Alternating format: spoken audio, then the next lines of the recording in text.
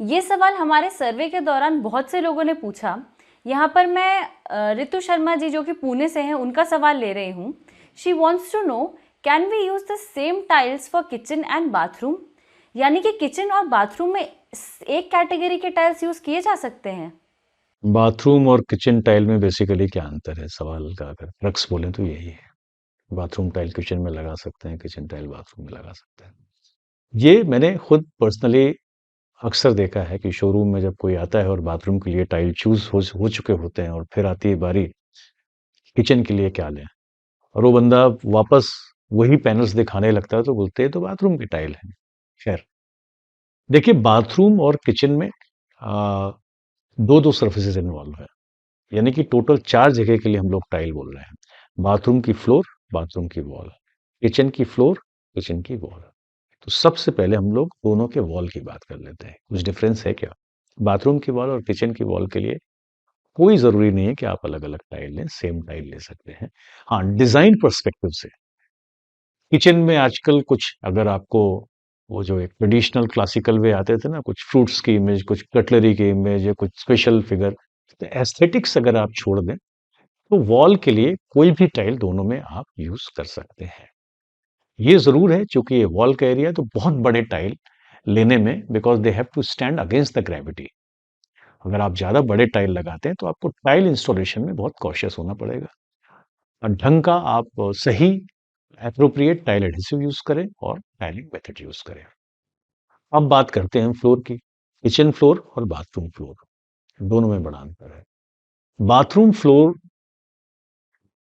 बहुत ज्यादा क्रिटिकल है, बिकॉज वहां पे सिर्फ पानी नहीं होता, वहां पे सोप भी होता है, और सोप और वाटर मिल के बनाते हैं फ्लोर पे एक फिल्म।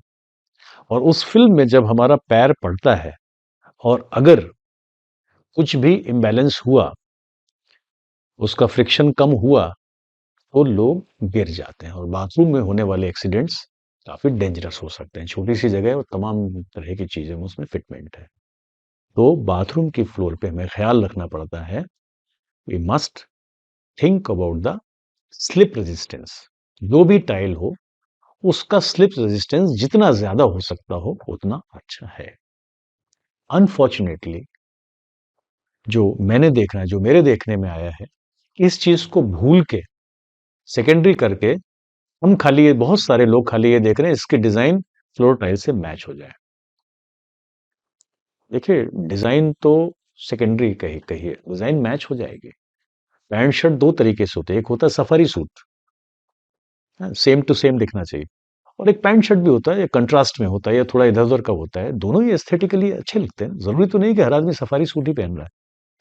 लेकिन जहां पे इतना क्रिटिकल क्राइटेरिया की बात जो हम कर रहे हैं कि स्लिप रेजिस्टेंस, वहां पे एस्थेटिक को पहले आप साइड में कर दें, पहले आप बचें, और जब बचें तब अपन डिजाइन की बात करते हैं। तो बाथरूम की फ्लोर को बहुत जरूरी है स्लिप रेजिस्टेंट होना। ठीक है, सिर्फ मैट कह देने से सफिशिएंट वो नहीं होता, राइट। दूसरी बात है, अगर बहुत बड़ा टाइल ले लेंगे बाथरूम में, तो अधिकतर जगह अभी भी जो जो जो ड्रेनेज हो रहा है, वो एक कोने में या दो कोने में छोटे छोटे लग रहा है। अभी चैनल वाले जो ड्रेन आते हैं या तो वो लगाएं, अदरवाइज बड़ा टाइल लेने में फ्लो परफेक्ट नहीं आ पाता।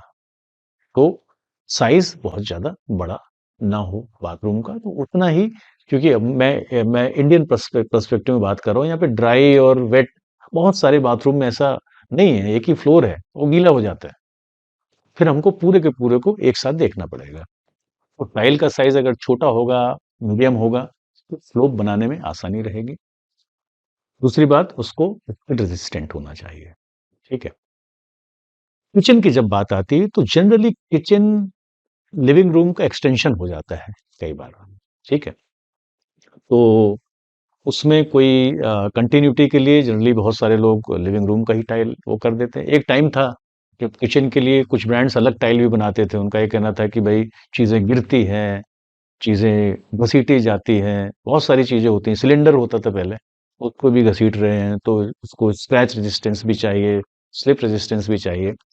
लेकिन मैंने जो देखा है कि लोगों ने उस क्राइटेरिया को भी, कन्वीनियंस को ताक पे रख के एस्थेटिक्स को ऊपर ले आए हैं कि नहीं नहीं यार, बड़ा दिखना चाहिए, एक सा दिखना चाहिए।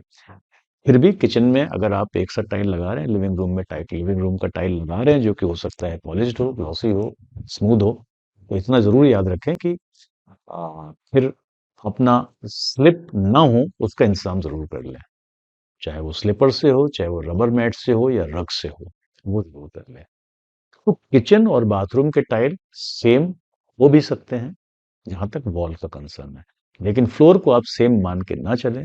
बाथरूम की फ्लोर बहुत क्रिटिकल होती है, ए स्लिप के हिसाब से, बी ड्रेनेज के हिसाब से। ये एक डिफरेंस है। किचन में भी मेरा सजेशन तो यही रहेगा कि आप मैट फिनिश के टाइल लें, क्योंकि अक्सर पानी रहता है और मैट में फिसलने के चांसेस कम रहते हैं, तो वो बेटर होगा, बजाय आप ग्लॉसी और पॉलिश्ड यूज करें। और पोर्सलिन टाइल लें, विट्रीफाइड टाइल लें, जिसकी ब्रेकिंग स्ट्रेंथ ज्यादा रहती है।